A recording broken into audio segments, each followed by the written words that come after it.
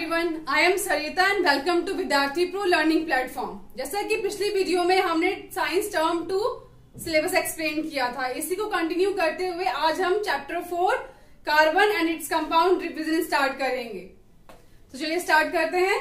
Carbon क्या होता है? ये एक एलिमेंट है जिसका एटॉमिक नंबर 6 है। Electronic configuration first shell 2 electron, second shell 4 electron, 2 and 4। Valency क्या होती है इसकी? 4। सो इसे हम टेट्रावैलेंट भी बोलते हैं। कंपाउंड क्या होता है? When more than one type of element present in a group it is called compound. For example NaCl, ठीक है, यहाँ पे एक एलिमेंट है सोडियम, एक एलिमेंट है क्लोरीन, दोनों मिलकर कंपाउंड फॉर्म कर रहे हैं। सो कंपाउंड डिफरेंट एलिमेंट से ग्रुप्स को बोलते हैं। CO2, H2O, HNO3, CCl4, ऐसे ही बहुत सारे कंपाउंड फॉर्म होते हैं। कार्बन कंपाउंड क्या होते हैं? वो कंपाउंड जिनमें कार्बन प्रेजेंट होता है उसे हम कार्बन कंपाउंड बोलते हैं। For example CO2, CH4, CH3, ऐसे ही बहुत सारे कंपाउंड फॉर्म होते हैं कार्बन के। कोवेलेंट बॉन्ड क्या होता है? Bond which is formed by sharing of electron. वो बॉन्ड जिनमें इलेक्ट्रॉन्स का शेयरिंग होता है इस तरह के बॉन्ड्स को हम कोवेलेंट बॉन्ड कहते हैं। For example CH4, H2O। सो यहाँ पे एग्जाम्पल देखिए आप, जैसे कार्बन है, कार्बन का जो एटॉमिक नंबर है वो कितना होता है? 6 होता है। सो इसके आउटर इनर शेल में 2 इलेक्ट्रॉन्स होते हैं, आउटर शेल में 4 इलेक्ट्रॉन होते हैं। सो इसकी वैलेंसी कितनी है? 4 है। इसको 4 इलेक्ट्रॉन और चाहिए खुद को स्टेबल करने के लिए, और ये बॉन्ड बना रहा है 4 हाइड्रोजन एलिमेंट्स के साथ। सो हाइड्रोजन की वैलेंसी क्या होती है? 1। इसके पास सिर्फ एक ही इलेक्ट्रॉन होते हैं, और अगर ये उसको भी लूज कर देगा तो इसकी तो एग्जिस्टेंस ही खत्म हो जाएगी। सो हाइड्रोजन कभी भी इलेक्ट्रॉन लूज नहीं करता है। सो हाइड्रोजन क्या करेगा? ये कार्बन के साथ एक इलेक्ट्रॉन शेयर करेगा और खुद को स्टेबल कर लेगा। ऐसे ही कार्बन भी क्या करेगा? एक कार्बन 4 हाइड्रोजन के साथ अपने एक इलेक्ट्रॉन को शेयर करेगा और खुद को स्टेबल कर लेगा। ठीक है, तो जब शेयरिंग ऑफ इलेक्ट्रॉन होता है, ठीक है, इस तरह की बॉन्डिंग को हम कोवेलेंट बॉन्ड बोलते हैं। प्रॉपर्टीज क्या होती है कोवेलेंट बॉन्ड की? It is poor conductor of electricity. तो यहाँ पे कोई भी आयंस नहीं फॉर्म होते हैं। आयंस कब फॉर्म होंगे? जब इलेक्ट्रॉन या तो पूरी तरह से लॉस होंगे या उसको हम गेन करेंगे। कोई भी आइटम जब इलेक्ट्रॉन लॉस करता है या गेन करता है तो उस पे प्लस या माइनस चार्ज आता है, लेकिन यहाँ पे ना तो लॉस हो रहा है ना गेन हो रहा है, यहाँ पे शेयरिंग हो रही है। सो इसीलिए ये क्या है? पुअर कंडक्टर ऑफ इलेक्ट्रिसिटी है। It has low melting and boiling point. Then it is of 3 type, single, double and triple. 3 तरह के कोवेलेंट बॉन्ड होते हैं। सिंगल का एग्जाम्पल है हाइड्रोजन, डबल का एग्जाम्पल है ऑक्सीजन एंड ट्रिपल का एग्जाम्पल है नाइट्रोजन।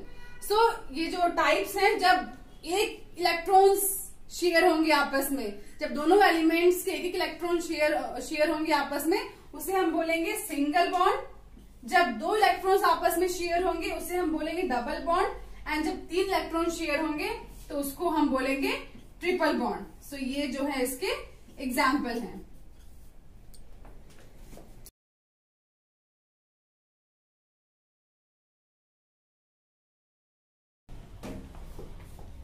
नेक्स्ट हम करेंगे allotropes of carbon. So allotropes क्या होता है? Allotropy is the property of an element due to which it can exist in more than one form and each form has different physical properties but same chemical properties. So allotropes जो हैं ये property होती है कुछ elements की, ठीक है, जिसमें जो वो एलिमेंट है वो एक से ज्यादा फॉर्म में अवेलेबल होता है। एंड ये सभी जो फॉर्म है ये फिजिकली जो इनकी जो फिजिकल प्रॉपर्टीज है वो अलग होती हैं, बट केमिकल प्रॉपर्टीज सबकी सेम होती है।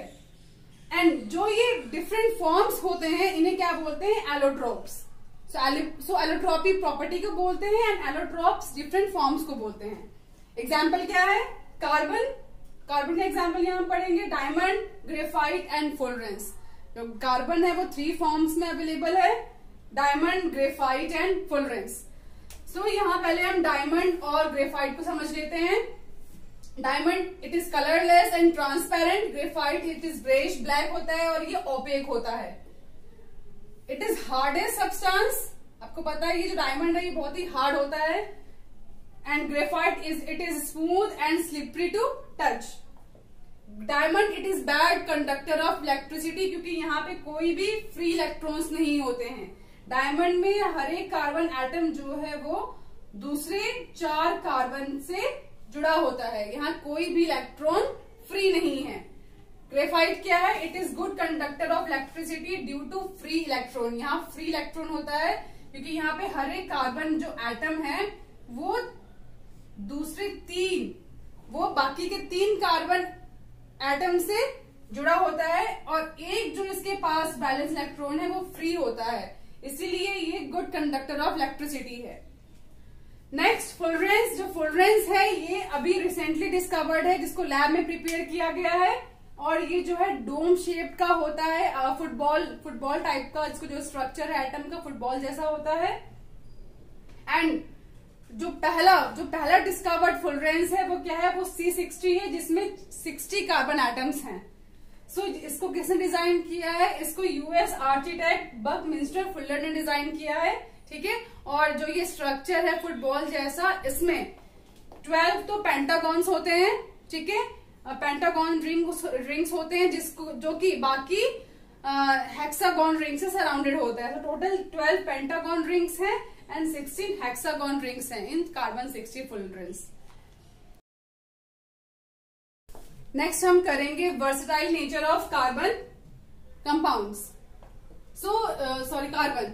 जो कार्बन है वो क्यों यूनिक है बाकी एटम्स को अगर हम कंपेयर करें कार्बन से, तो कार्बन क्यों इतना यूनिक है कि ये बहुत सारे कंपाउंड्स फॉर्म करता है। जितने भी कंपाउंड्स फॉर्म होते हैं सभी एलिमेंट्स के कंपाउंड्स को अगर हम एक साथ ले आए और कार्बन के कंपाउंड्स को हम एक तरफ रखें और बाकी सभी कंपाउंड्स को हम एक तरफ रखें, तो आप देखेंगे जो कार्बन के कंपाउंड्स है वो सबसे ज्यादा होंगे। ऐसा क्या है, ऐसा क्या यूनिक है, खास बात है कार्बन में कि इतने सारे कंपाउंड्स फॉर्म करता है? तो 2 ऐसी बातें हैं, first is catenation and second is tetravalency. Catenation क्या होता है? Property of carbon due to which its atom can join with one another to form long carbon chains, branched and ring structure is called catenation. यहाँ पे जो carbon है ये capable होता है कितने ही कार्बन एटम से ये ज्वाइन हो सकता है और ज्वाइन होकर के ये different types of structure form करता है, आइदर लॉन्ग चेन स्ट्रक्चर या ब्रांच्ड स्ट्रक्चर या रिंग स्ट्रक्चर। और जितने भी स्ट्रक्चर फॉर्म होते हैं इनमें कार्बन और कार्बन के बीच में जो बॉन्डिंग होती है वो सिंगल भी हो सकती है, डबल भी हो सकती है एंड ट्रिपल भी हो सकती है।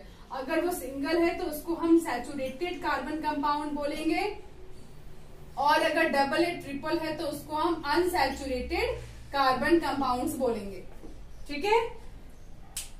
इसके अलावा जो सिलिकन एलिमेंट है वो भी कैटेनेशन शो करता है, बट वो उसमें लिमिटेशन है, वो सिर्फ 7 या 8 एटम्स तक ही शो करता है, उससे ज्यादा लंबी चेन वो बना नहीं पाता, इसीलिए कार्बन हमारा यूनिक है। टेट्रावैलेंसी क्या होती है? Tetravalency, carbon has valency of 4, इसीलिए इसको tetra, 4 means tetra. It is capable to form bond with 4 other atoms of carbon और some other monovalent atom. Carbon जो है वो कार्बन के साथ ज्वाइन होता है, ठीक है, बिकॉज ऑफ इट्स टेट्रावैलेंसी, या दूसरे मोनोवेलेंट एटम्स के साथ ये ज्वाइन हो सकता है। यहाँ पे जो है ये 2 प्रॉपर्टीज जो है ये कार्बन को अपने आप में यूनिक बनाती हैं। तो यहाँ पे जो कार्बन के बीच में जो बॉन्डिंग है वो बहुत ही स्ट्रांग होती है as compare to other tetravalent atom. इसका कारण क्या है कि क्योंकि बाकी जो टेट्रावैलेंट एटम्स है हमारे, उनका जो साइज है वो कार्बन से अगर हम कंपेयर करें तो वो कार्बन से बड़ा होता है। Because of small size of atom of carbon it forms strong bonding. इसके कारण जो है ये कार्बन हमारा यूनिक है। नेक्स्ट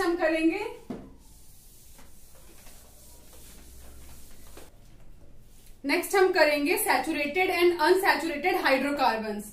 हाइड्रोकार्बन से हमारा मतलब है वो कंपाउंड्स जो सिर्फ हाइड्रोजन एंड कंपाउंड से बने हुए हैं। सैचुरेटेड जो हाइड्रोकार्बन्स हैं ये वो कंपाउंड्स होते हैं जिनमें कार्बन के बीच में सिंगल बॉन्ड्स होता है। एंड अनसैचुरेटेड में वो कार्बन कंपाउंड्स होते हैं, वो हाइड्रोकार्बन्स होते हैं जिनमें कार्बन के बीच में डबल या ट्रिपल बॉन्ड्स होते हैं। सो यहाँ पे एग्जांपल है अल्केन्स, जिसका फॉर्मूला है CnH2n+2।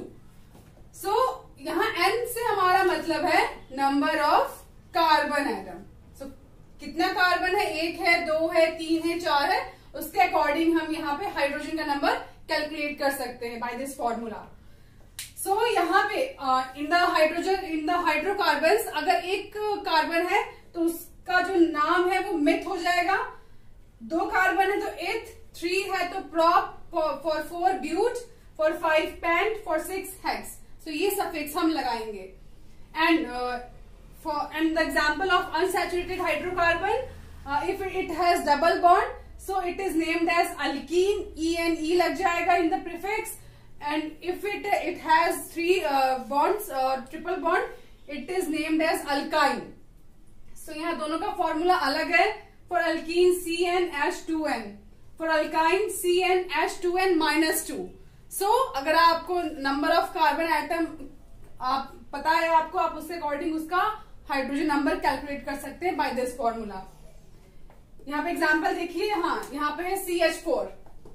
सो यहाँ पे कार्बन और हाइड्रोजन के बीच में जो है सिंगल बॉन्डिंग है, तो एग्जाम में आपको इलेक्ट्रॉन डॉट स्ट्रक्चर भी पूछ सकते हैं। सो इलेक्ट्रॉन डॉट स्ट्रक्चर हम कैसे बनाएंगे, यहाँ पे हमारे कार्बन के पास 4 वैलेंसी है, हाइड्रोजन के पास जो है हमारे 1 वैलेंसी है। सो इस तरह से आप इलेक्ट्रॉन डॉट स्ट्रक्चर आप यहाँ पे बना सकते हैं एग्जाम में।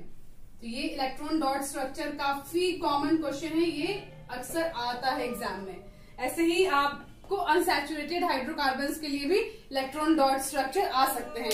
अगर सिंगल इलेक्ट्रॉन की शेयरिंग है तो सिंगल बॉन्ड, एंड 2 इलेक्ट्रॉन की शेयरिंग है डबल बॉन्ड आप बनाएंगे, 3 इलेक्ट्रॉन की शेयरिंग है तो वहां पे आप ट्रिपल बॉन्ड बनाएंगे। तो इस तरह से आप इलेक्ट्रॉन डॉट स्ट्रक्चर बना सकते हैं।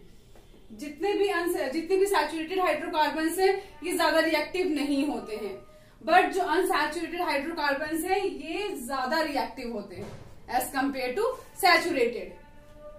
नेक्स्ट हम करेंगे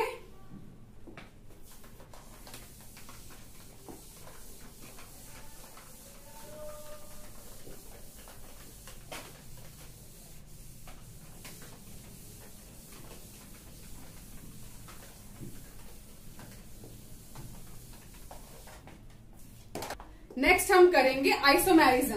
सो आइसोमेरिज्म क्या होता है, इट इज द फिनोमेना, ये वो फिनोमेना है जिसमें जो कंपाउंड्स है मोर देन 1 कंपाउंड, उन सभी कंपाउंड्स का जो केमिकल फॉर्मूला है वो तो सेम होगा, लेकिन जो उनकी केमिकल प्रॉपर्टी है वो अलग होगी, एंड केमिकल जो स्ट्रक्चर है वो भी अलग होगा। सो ऐसा क्यों होगा, बिकॉज ऑफ कैटेनेशन, ये हम पहले ही पढ़ चुके हैं। जो हमारा कार्बन है वो कैटेनेशन प्रॉपर्टी के कारण different type of structure form करता है, like chain, ring and branch structure. So यहाँ पे हम एग्जांपल देखते हैं, butane. Butane has a formula C4H10। So यहाँ पे आप देख सकते हो 2 स्ट्रक्चर हमने बनाए हैं, ये है लॉन्ग चेन स्ट्रक्चर एंड ये है ब्रांच स्ट्रक्चर। दोनों ही जो स्ट्रक्चर है ये देखने में अलग है, दोनों का फॉर्मूला जो केमिकल फॉर्मूला है वो सेम है, बट केमिकल जो स्ट्रक्चर है वो अलग है। यहाँ पे जितने भी कार्बन है वो आपस में एक सिंगल चेन में अरेंज है, एंड यहाँ पे हर एक कार्बन के बीच में जो सिंगल बॉन्ड है, एंड बाकी जो है जो 3 बॉन्डिंग है वो हाइड्रोजन के साथ है। यहाँ पे 2 हाइड्रोजन के साथ है और यहाँ पे अगेन 3 हाइड्रोजन के साथ है। यहाँ पे देखिए ब्रांच्ड में यहाँ पे ये जो ये फर्स्ट कार्बन 2 जो है ये आपस में चेन की फॉर्म में अरेंज है, और यहाँ पे जो ये कार्बन है ये यहाँ पे ये ब्रांच फॉर्म कर रहा है। तो यहाँ पे जो ये कार्बन है ये 3 हाइड्रोजन से ज्वाइन होगा, यहाँ पे ये कार्बन जो है दूसरे 3 कार्बन से ज्वाइन हो चुका है, और एक जो इसके पास हाइड्रोजन ज्वाइन होगा यहाँ पे, और बाकी यहाँ पे जो 3 है ये हाइड्रोजन के साथ मिलकर ये बॉन्ड बनाएगा। नेक्स्ट एग्जाम्पल है हमारा बेंजीन। ये काफी इंपॉर्टेंट एग्जाम्पल है, ये एग्जाम में काफी बार पूछा गया है। सो इसका फॉर्मूला है C6H6, एंड यहाँ पे ये जो है ये रिंग स्ट्रक्चर फॉर्म करता है। यहाँ पे अल्टरनेट पोजीशन पे जो है ये डबल बॉन्डिंग होती है एंड सिंगल बॉन्डिंग। तो यहाँ पे डबल एंड सिंगल बॉन्ड देंगे तब, इसीलिए इसका नाम क्या है बेंजीन, इन डबल बॉन्ड। ठीक है, तो यहाँ पे हर एक कार्बन के साथ जो है एक हाइड्रोजन बॉन्ड बनाएगा, क्योंकि यहाँ पे एक ही इलेक्ट्रॉन फ्री है, बाकी जो 3 इलेक्ट्रॉन है वो कार्बन के साथ ज्वाइन हो चुका है। तो ये है हमारा आइसोमेरिज्म।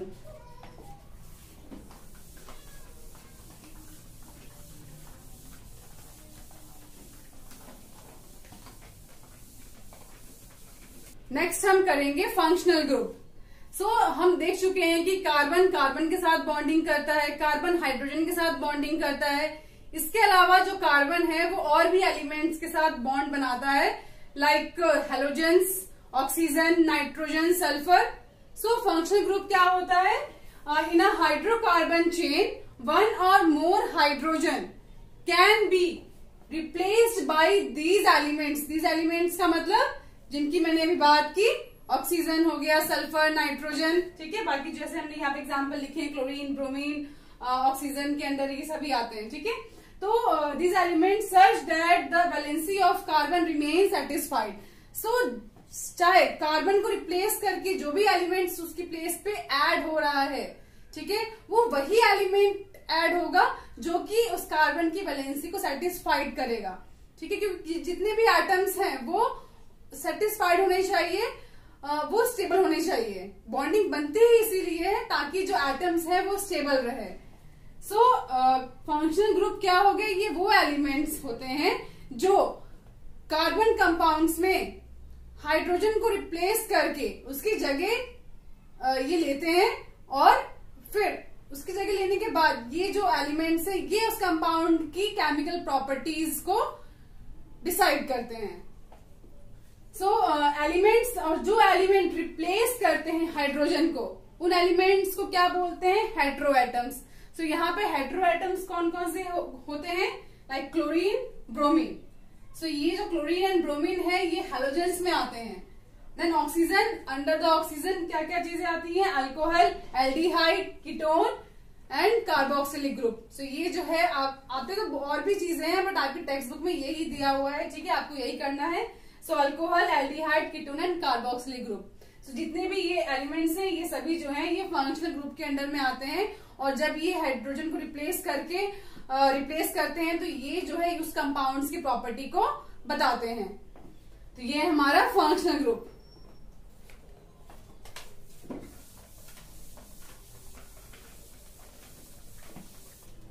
नेक्स्ट हम करेंगे होमोलोगस सीरीज। अब होमोलोगस सीरीज क्या होती है? Series of organic compounds having same functional group and chemical properties and successive members differ by CH2 unit are called homologous series.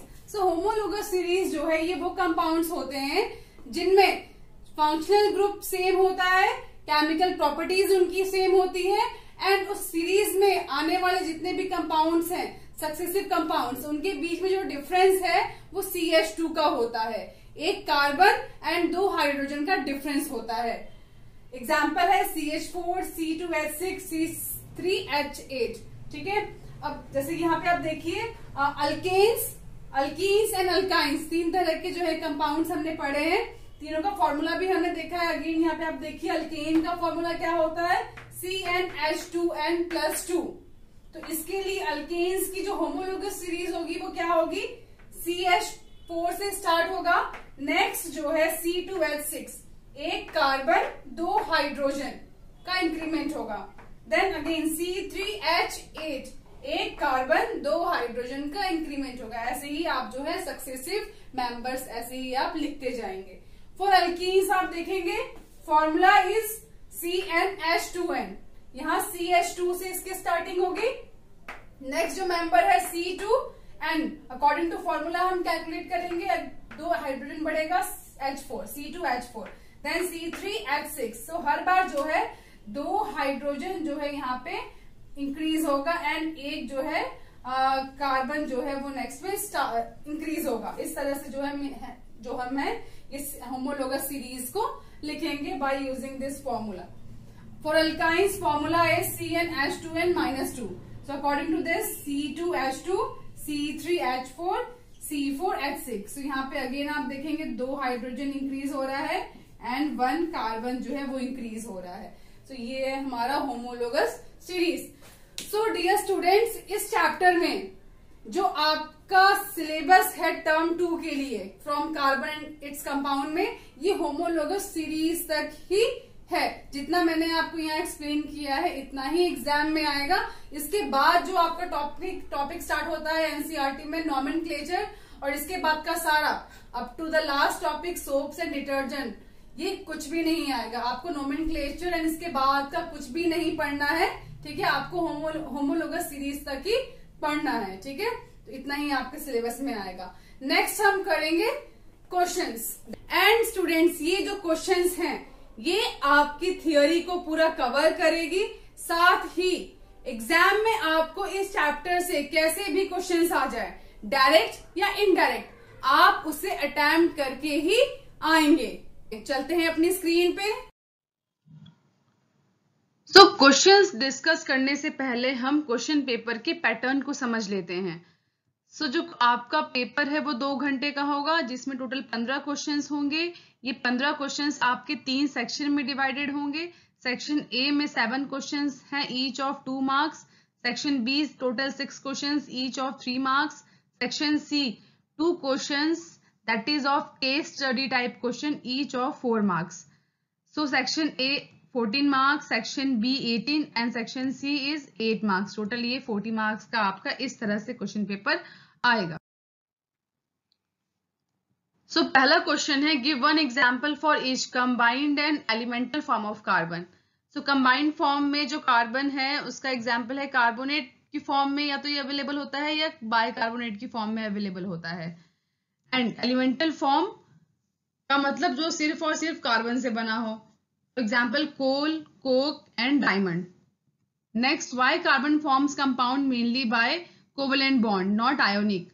सो जैसा कि हम जानते हैं कार्बन की वैलेंसी होती है 4, और अगर ये अपना ऑक्टेट पूरा करने के लिए अपने आउटर शेल के 4 इलेक्ट्रॉन को लूज करता है तो इसको बहुत ज्यादा एनर्जी चाहिए, जो कि कार्बन के लिए पॉसिबल नहीं है। दूसरा ऑप्शन है, या तो ये 4 इलेक्ट्रॉन किसी से ले ले, लेकिन अगर ये 4 इलेक्ट्रॉन किसी से लेता है तो इसके पास हो जाएंगे 10 इलेक्ट्रॉन, और इसके पास प्रोटॉन सिर्फ 6 है।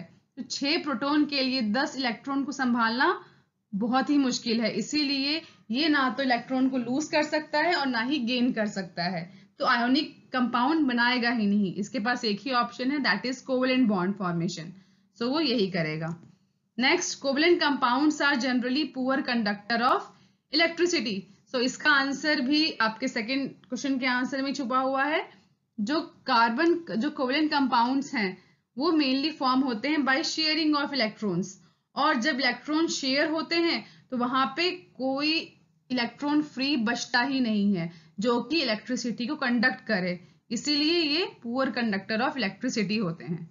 Next, covalent compounds have low melting and boiling point. So उसका कारण क्या है, यहाँ पे जो कोवेलेंट कंपाउंड्स हैं उनके बीच में वीक फोर्स ऑफ अट्रैक्शन होता है बिटवीन बाइंडिंग मॉलिक्यूल्स, इसीलिए इनको जो है लेस एनर्जी से ही क्या होता है, इनका जो फोर्स ऑफ बॉन्डिंग है वो ब्रेक हो जाता है, इसीलिए इनका मेल्टिंग एंड बॉइलिंग पॉइंट लो होता है। नेक्स्ट है, why does carbon sharing 4 electrons, what type of bond is formed by sharing. So carbon 4 electrons क्यों शेयर करता है, तो इसका वही आंसर हो जाएगा जो हमने पढ़ा था कि कार्बन कोवेलेंट बॉन्ड क्यों बनाता है, आयोनिक क्यों नहीं बनाता, उसको भी आप यहाँ पे एक्सप्लेन कर सकते हैं। सो ये आपका 2016 में ये पूछा गया था एग्जाम में। सो कार्बन का एटॉमिक नंबर होता है 6, इलेक्ट्रॉनिक कॉन्फ़िगरेशन फर्स्ट शेल में 2 इलेक्ट्रॉन, सेकंड शेल में 4 इलेक्ट्रॉन, और ये टेट्रावैलेंट होता है। Thus carbon has 4 valence electron to acquire nearest noble gas configuration. So इसके पास सिर्फ एक ही तरीका है कि ये अपने इलेक्ट्रॉन शेयर करे। So this is the reason. और ये कौन सा बॉन्ड फॉर्म करता है, ये कोवेलेंट बॉन्ड फॉर्म करता है। Next is 2 carbon atoms can not be linked to each other by more than 3 covalent bond. Why? So हम जानते हैं कि कोवेलेंट बॉन्ड 3 टाइप के होते हैं, single, double and triple. 4 type का क्यों नहीं होता है, इसके पास तो 4 वैलेंस इलेक्ट्रॉन है, सो 4 टाइप के कोवेलेंट बॉन्ड्स क्यों नहीं होते। तो इसका कारण क्या है, काफी इंपॉर्टेंट क्वेश्चन है ये भी 2020 में एग्जाम में पूछा गया है। सो ध्यान से सुनिएगा ये। सो इसका कारण ये है कि जैसे जैसे नंबर ऑफ बॉन्ड इंक्रीज होता है, सिंगल, डबल, देन ट्रिपल, वैसे वैसे क्या होता है, बॉन्ड लेंथ डिक्रीज होती है। सो इसका मतलब ये हुआ कि ट्रिपल बॉन्डेड जो कार्बन है वो ज्यादा क्लोजर होता है as compare to double bonded carbon. तो जैसे जैसे बॉन्ड लेंथ इंक्रीज होगी, जैसे जैसे नंबर ऑफ बॉन्ड्स इंक्रीज होगा वैसे वैसे बॉन्ड लेंथ डिक्रीज होगा। So as you know, attractive force increase exponentially with decrease in separation. So as the atom get closer, the electron repulsion start. So जो ये attraction है इसकी भी एक लिमिट होती है। एक लिमिट के बाद जो है ये अट्रैक्शन रिपल्शन में कन्वर्ट हो जाता है।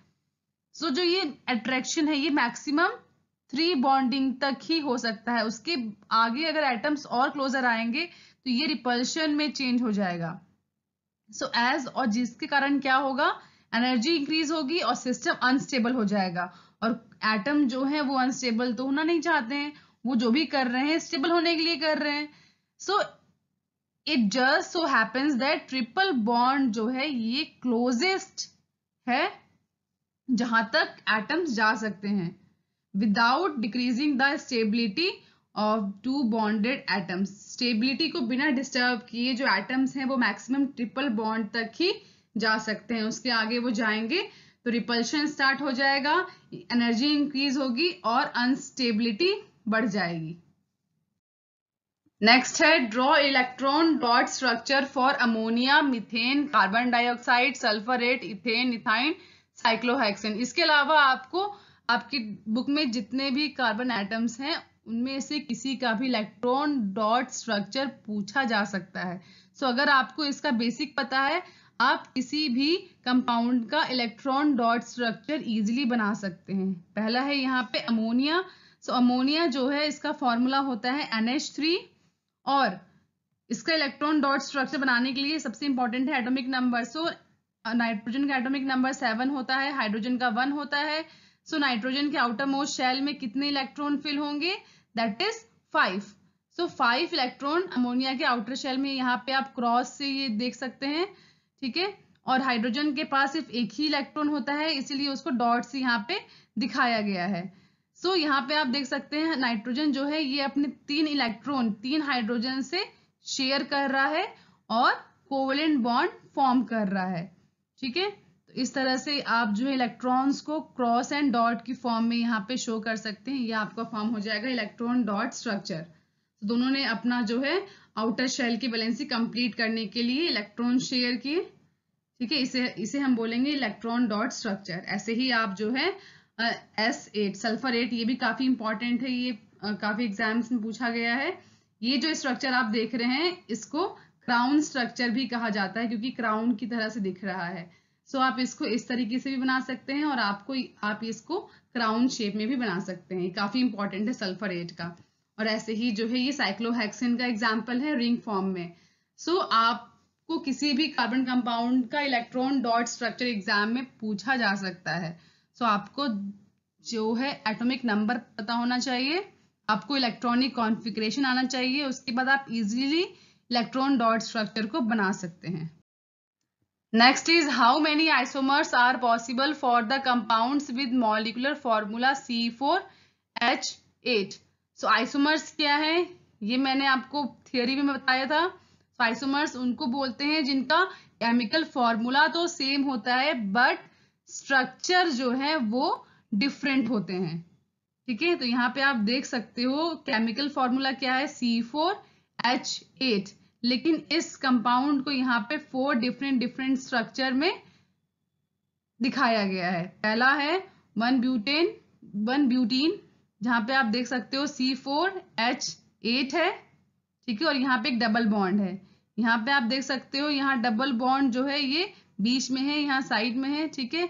इस तरह से ये अरेंज है, ये दोनों ही चेन स्ट्रक्चर है। यहाँ पे आप देख सकते हो ये ब्रांच स्ट्रक्चर है, यहाँ भी आपको एक सिंगल बॉन्ड डबल बॉन्ड दिख जाएगा।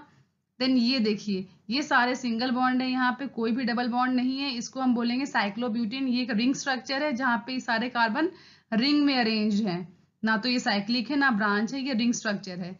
और यहाँ देखिए ये भी एक रिंग स्ट्रक्चर है जहाँ पे 3 कार्बन जो है रिंग की फॉर्म में अरेंज है और एक यहाँ ब्रांच की फॉर्म में है। सो ये डिफरेंट जो है स्ट्रक्चर है C4H8 कंपाउंड का, तो इसको हम बोलते हैं आइसोमर। सो आपको एग्जाम में किसी भी कार्बन कंपाउंड का आइसोमर पूछा जा सकता है। सो काफी सिंपल है ये, अगर आपको बेसिक पता है आप इजिली इसको बना पाएंगे एग्जाम में। नेक्स्ट है how will you prove that C4H8 and C5H10 are homologous. तो जो ये दोनों आप कार्बन कंपाउंड हाइड्रोकार्बन्स देख रहे हैं ये दोनों एक दूसरे के होमोलोगस हैं, इसे आप कैसे प्रूव करेंगे। सो होमोलोगस सीरीज का जो कैरेक्टर है वो क्या है कि इस सीरीज में आने वाले जो सक्सेसिव कंपाउंड है, जो नेक्स्ट कंपाउंड होता है, वो उनके बीच में जो डिफरेंस है वो कितने का होना चाहिए, वो CH2 का डिफरेंस होना चाहिए। तो यहाँ पे आप देख रहे हैं C4 ये C5 एक कार्बन का डिफरेंस है, H8 H10 यहाँ दो हाइड्रोजन का डिफरेंस है, तो CH2 यूनिट का डिफरेंस है। सो इसीलिए क्या है ये होमोलोगस है। So these two compounds differ by CH2 unit. These compounds are part of the alkene homologous series. Thus these compounds are homologous. So काफी simple है ये। Name the property of carbon by which it forms large number of compounds. So ये मैंने आपको theory में direct question है ये explain किया था। That is tetravalency and catenation. So exam में आप tetravalency को explain कर दीजिएगा और catenation को भी explain कर दीजिएगा। ठीक है, tetravalency मतलब 4 वैलेंसी होती है इसकी, ठीक है, जिसके कारण ये जो है कार्बन के साथ या दूसरे एलिमेंट्स के साथ आराम से बॉन्डिंग बना सकता है। सो मैक्सिमम ये 4 बॉन्डिंग बना सकता है। ठीक है, सो ये टेट्रावैलेंसी बोलते हैं इसको। और कैटेनेशन मतलब ये डिफरेंट टाइप ऑफ स्ट्रक्चर्स बनाता है, single double and triple bonds बनाता है। इसके अलावा ये चेन ब्रांच रिंग स्ट्रक्चर बनाता है। ठीक है, तो इन दो प्रॉपर्टी के कारण ये बहुत सारे कंपाउंड्स बनाता है। An element that shows catenation other than carbon. So carbon के अलावा और कौन कैटेनेशन शो करता है, that is silicon. But carbon क्यों यूनिक है, क्योंकि जो कार्बन है इसमें कोई लिमिट नहीं है, ये बहुत सारे कार्बन के साथ ये मिल करके चेन ब्रांच्ड और रिंग स्ट्रक्चर फॉर्म कर सकता है। लेकिन सिलिकॉन की लिमिटेशन है, ये 7 या 8 एटम्स तक की चेन बना सकता है या रिंग बना सकता है, उससे ज्यादा नहीं। Next, why does carbon form strong bonds. ये स्ट्रॉन्ग बॉन्ड्स क्यों फॉर्म करते हैं। Carbon form strong bonds with most other elements because of its small size. जो कार्बन है इसके एटम का जो साइज है बहुत ही छोटा होता है, क्योंकि 6 एटॉमिक नंबर है इसका, 2 ही शेल होते हैं इसके पास। तो जिसके कारण इसका जो बॉन्डिंग है वो स्ट्रॉन्ग होता है, क्योंकि जो इसका आउटर मोस्ट शेल है वो न्यूक्लियस से काफी क्लोज है। So enabling the nucleus to hold on to the shared pair of electrons strongly. तो ये reason है इसका। Write down the general formula for alkane, alkene and alkyne. तीनों का formula आपसे पूछा जा सकता है। So alkenes have the general formula CnH2n+2. यहाँ पे जो n है वो number of carbon है। So अगर आपको number of carbon पता है, कार्बन 1 है या 2 है 3 है कितना है, उसके अकॉर्डिंग आप number of hydrogen को कैलकुलेट कर सकते हैं। Alkene have general formula CnH2n and general formula for alkyne is CnH2n-2। तो ये जनरल फॉर्मूला है, काफी इंपॉर्टेंट है ये आपको पता होना चाहिए। ये होमोलोगस सीरीज में ये काफी इंपॉर्टेंट रोल प्ले करते हैं। Next is draw the structure of diamond and graphite. ये भी काफी इंपॉर्टेंट है। डायमंड का स्ट्रक्चर कैसा है देखिए। तो डायमंड में क्या होता है, ये जितने भी डॉट दिख रहे हैं आपको ये कार्बन को रिप्रेजेंट कर रहे हैं। ठीक है, तो डायमंड में जो एक कार्बन है ये 4 कार्बन से अटैच होता है। ठीक है, डायमंड जो है ये एक एलोट्रॉप होता है कार्बन का। ठीक है, जितने भी कार्बन आप देखेंगे सभी कार्बन जो है अगले 4 कार्बन से जो है वो अटैच हैं। और डायमंड, ठीक है, ये डायमंड हो गया। Next graphite. ग्रेफाइट में आप देखेंगे जो एक कार्बन है ये 3 कार्बन से अटैच है। ठीक है, और डायमंड के पास जो चौथा इलेक्ट्रॉन है, ठीक है, वो एक इलेक्ट्रॉन फ्री होता है इसके पास। ठीक है, इसलिए गुड कंडक्टर ऑफ इलेक्ट्रिसिटी होता है। दोनों में आप डिफरेंस भी देख लीजिए। डायमंड में एक कार्बन 4 कार्बन से अटैच होते हैं और ग्रेफाइट में एक कार्बन 3 कार्बन से अटैच होते हैं, इसके पास एक फ्री इलेक्ट्रॉन होता है। तो यही रीजन है कि जो ग्रेफाइट है ये गुड कंडक्टर ऑफ इलेक्ट्रिसिटी होता है, डायमंड जो है वो बैड कंडक्टर ऑफ इलेक्ट्रिसिटी है।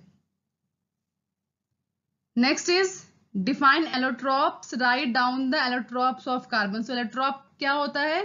डिफरेंट फॉर्म्स ऑफ कार्बन को हम एलोट्रॉप्स कहते हैं। ठीक है, दो तो आप यहाँ देख चुके हैं, डायमंड और ग्रेफाइट, ये एक एलोट्रॉप है कार्बन का। ठीक है, सो एलोट्रॉप्स क्या होता है? Are defined as the different forms of an element which have different physical but similar chemical properties. So जिनकी फिजिकल जो प्रॉपर्टीज है वो अलग हो लेकिन केमिकल प्रॉपर्टी वो सेम होती है। डायमंड एंड ग्रेफाइट जो है ये दो एलोट्रॉप्स ऑफ कार्बन है। इसके अलावा एक फुलरेंस भी है जो मैंने आपको थ्योरी में एक्सप्लेन किया था, जो कि रिसेंटली डिस्कवर्ड है, इसको लैब में बनाया गया है। ठीक है, next, why diamond does not conduct electricity but graphite does. तो अभी मैंने आपको एक्सप्लेन किया है, ये डायमंड के पास कोई फ्री इलेक्ट्रॉन नहीं होता है, ग्रेफाइट के पास होता है, इसीलिए diamond has no free electron but graphite has a free electron. Next is write down difference between ionic and covalent bond compounds. तो यहाँ पे क्या डिफरेंस है covalent compound and ionic compound के बीच में? Covalent compound, they are readily soluble in organic solvent, and ionic compounds, they are not soluble in organic solvent. ठीक है, next is they do not ionize. Covalent bond ionize नहीं होते हैं क्योंकि इनके पास ions नहीं होते हैं, they share the electrons, so इसलिए यहाँ पे ionization का कोई काम ही नहीं है। Ionic compounds, they ionize in its solution or in molten solution. जैसे NaCl है, NaCl को आप पानी में डिसॉल्व करोगे तो वो आयंस फॉर्म करता है। Covalent compound, they are bad conductor of heat and electricity. इसका opposite ionic compound, they are good conductor of heat and electricity. Covalent compound, they have weak force of attraction between the molecules, and here ionic compounds, they have strong force of attraction between molecules. सो इस तरह से आप difference लिख सकते हैं। और बच्चों एक इंपॉर्टेंट बात, जब भी एग्जाम में डिफरेंस का क्वेश्चन आए आप हमेशा ही कॉलम्स में लिखिएगा। ठीक है,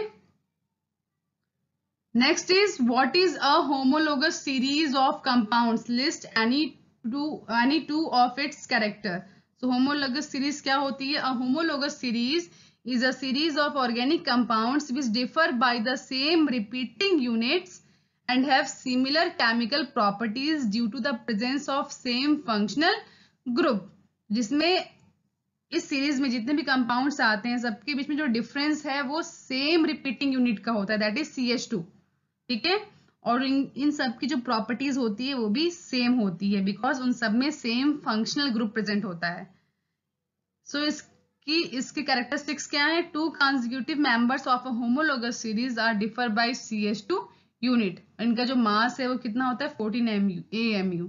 ठीक है, इसके अलावा मैंने आपको बता दिया कि इनकी जो केमिकल प्रॉपर्टीज होती है वो सेम होती है due to presence of same functional group. Next is how many covalent bonds are there in a molecule of ethane C2H6। So यहाँ सबसे पहले हम C2H6 इथेन का स्ट्रक्चर बनाएंगे। सो यहाँ पे आप देख सकते हैं C2 and H6। सो दो कार्बन जिनके साथ 3 हाइड्रोजन अटैच है। सो ये 3 हाइड्रोजन, दिस यहाँ 3 हाइड्रोजन और बीच में एक बॉन्ड, टोटल 7 बॉन्ड हो गए। सो टोटल 7 कोवेलेंट बॉन्ड यहाँ प्रेजेंट है। तो यहाँ पे आपको किसी भी कंपाउंड का पूछा जा सकता है। सो आप सबसे पहले स्ट्रक्चर बनाएंगे, फिर आप बॉन्डिंग काउंट करेंगे और फिर आप लिखेंगे।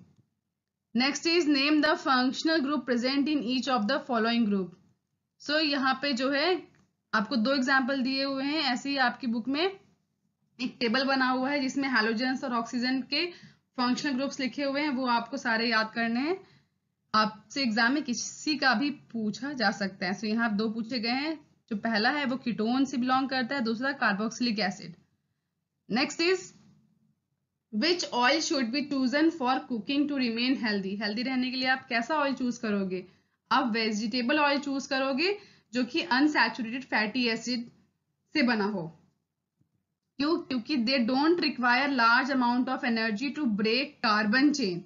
कार्बन चेन को ब्रेक करने की, क्योंकि हमारी बॉडी में जो जब फूड का डाइजेशन होता है तो वहां ब्रेकिंग ऑफ फूड होता है, तो ड्यूरिंग दैट ब्रेकिंग प्रोसेस, ठीक है, जो एनर्जी है वो कम लगनी चाहिए। Does not take long time to cook which is harmful for health. So cooking में भी बहुत लंबा टाइम नहीं लगना चाहिए, वो अनहेल्दी होता है, ठीक है। So because of these two reasons जो अनसैचुरेटेड फैटी एसिड वाले ऑयल है वो हमारी हेल्थ के लिए अच्छे हैं।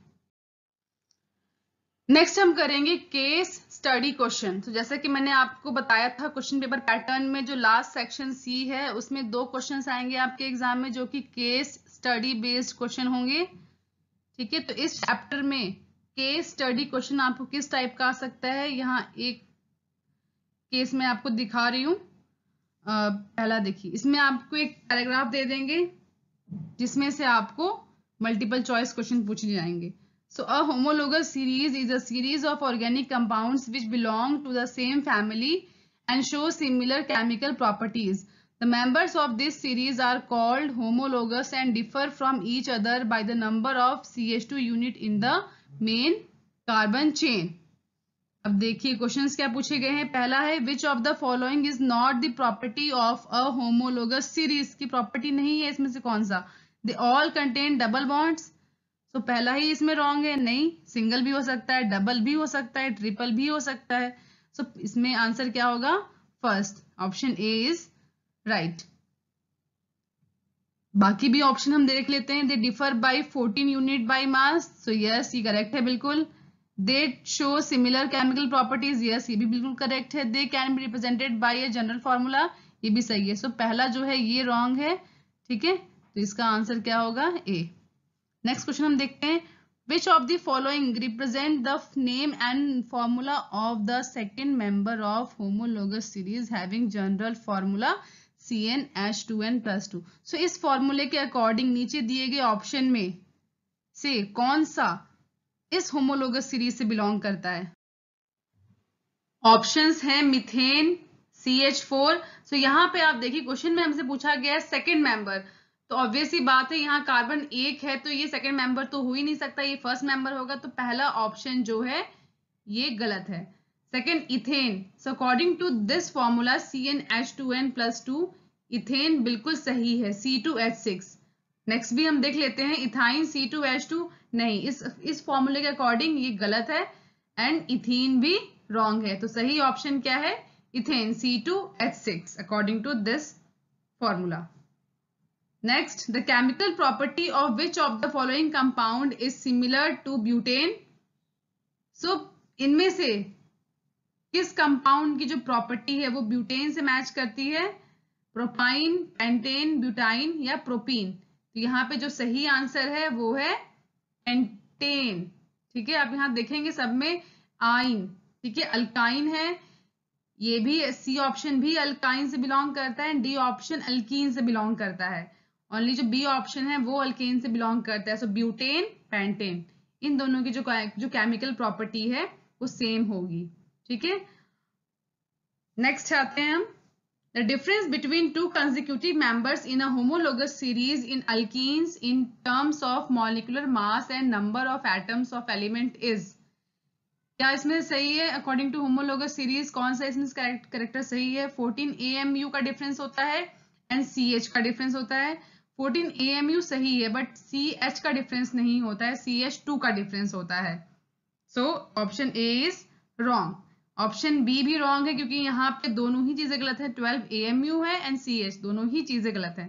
ऑप्शन सी 14 AMU बिल्कुल सही एंड CH2 बिल्कुल सही। तो यहाँ पे जो है हमारा ऑप्शन सी बिल्कुल सही है।